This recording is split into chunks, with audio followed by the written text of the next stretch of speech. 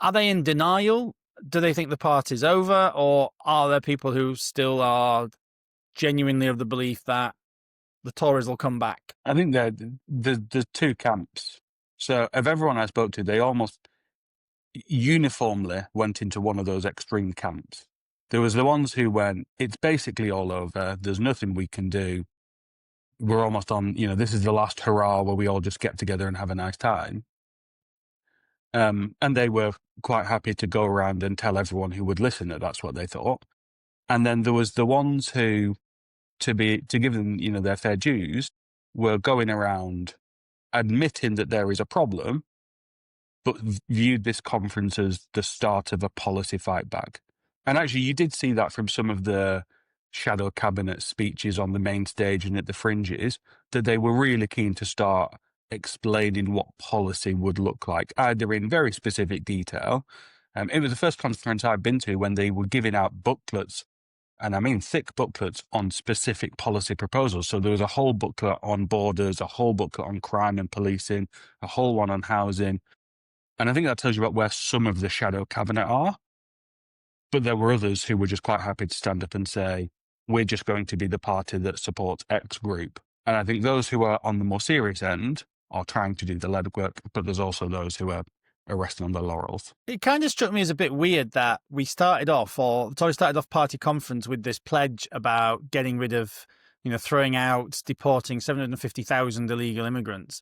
Like, the one thing we absolutely failed to do when we were in government was sort out the borders, sort out immigration.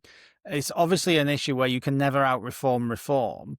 So it just seemed a bit weird that we would kick off conference. And I think the current leader has made some very bizarre choices over the last year or two, and things she's talked about, the way she's presented, some of the policies. But even for her, it seemed a little bit bizarre that we would start on, even though it's obviously, I understand it's the number one issue for the public, or one of the top one or two issues for the public, but nobody believes the Conservatives on immigration. So why start with a pledge that is just going to be, if anybody is listening, which I don't think that many people were, they would just think, well, why am I going to trust them guys? They didn't sort out when they were in government. It just seemed weird, right? Yeah, and that was definitely a recurring theme, the trust piece of people are hearing that we're saying things about immigration, but they still have absolutely no belief that we will deliver any of it. That came across in every fringe meeting where it was spoken about. The central tenet was, we've got to get people to trust that we'll do what we say, not just that we will say these things. But interesting, there was polling. The Spectator released a poll during conference that actually said most people believe that we've still got general election wins in us as a political party. So the public don't trust us necessarily, but they also don't trust any other party, and they still believe that there's fight left in the party. I think that shows the oddity of British politics at the minute and the disillusion that most people have. Do you think as well, Anthony, part of that is to do with the people who are involved? And for a lot of people, they can kind of think back to what in their mind may be the heyday of the Conservative Party. They can think forward potentially to a point in the future where it may be under different leadership, it may be making some slightly different moves, and that they're seeing the party as separate to the current people who are running it. Maybe. I think I had a conversation with someone and we tried to put it in like corporate terms. And like you'll find a company that basically goes bankrupt, it's down and out, and it's a fire sale. And the only thing that has any value is the actual brand name, even though nobody shops there, nobody's used it for decades. But someone will still come up and just buy the brand and the website title and go, well, we'll revitalize it in a few years. It almost feels like that's where we are. That people don't trust the people, the policies, they don't trust any of that.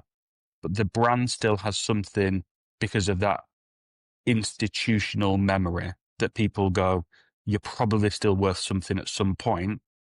I'm just not willing to give you the chance right now. Woolworths of British politics, then. Is that right, then? So we're like Woolworths. We're going to be dragged back because people will fondly remember the pick and mix and think, I want a bit of that again. I just don't want, Debbie who used to work on the pick and mix serving. I want like somebody new. Yeah. So when the shadow ministers were speaking, I mean, it feels like they've tried to pivot over the second half of the conference onto this economy stuff, Yeah. and Kemi Badenoch's golden rule and all of that. Was that cutting through actually on the ground? Were people talking about this stuff? No, not really.